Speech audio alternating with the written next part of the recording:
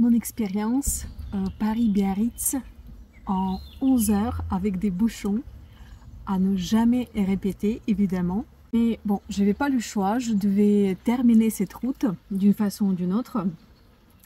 Et la méthode que j'ai trouvée, c'était l'auto-étirement et la respiration pour ne pas m'évanouir. Quand on est assis au volant, donc normalement, on doit avoir le dos plaqué contre le dossier, les épaules relâchées, les bras dans cette position-là, environ 10 heures. Mais pendant ces longues heures de conduite, cette position ne me convenait plus parce que j'avais mal à la nuque, j'avais mal dans le dos et j'étais pas très bien dans la tête. Donc c'est l'auto-étirement au volant qui m'a vraiment aidé. Je me redressais de cette façon, je sentais mes ischions bien enfoncés dans le siège et en même temps je descendais les épaules et je m'étirais vers le haut avec le sommet de la tête, et à ce niveau-là ça me procurait un grand soulagement. En même temps je respirais avec le ventre lentement et profondément.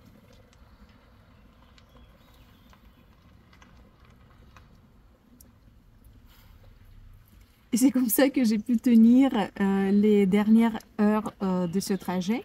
Et un autre outil qui m'a sauvé dans ce voyage, c'était le régulateur de vitesse. Le fait que je ne devais pas changer les vitesses parce que je suis en automatique.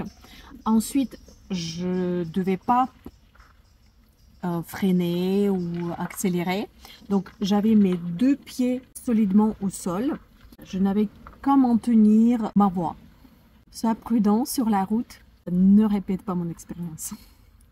Pendant mes micro-pauses sur la route, parce que je ne pouvais pas allonger ce voyage à l'infini non plus, je faisais cet exercice qui était très efficace pour moi et permettait de reprendre les esprits rapidement.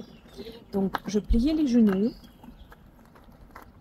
je relâchais le haut du corps vers le sol, la tête, le cou, et je balançais les bras dans tous les sens.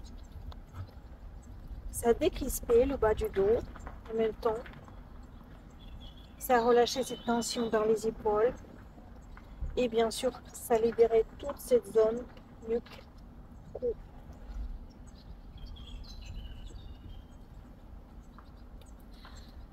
C'est un très bon exercice, mais à ne pas répéter mes erreurs et ne pas faire ces longs voyages fatigants.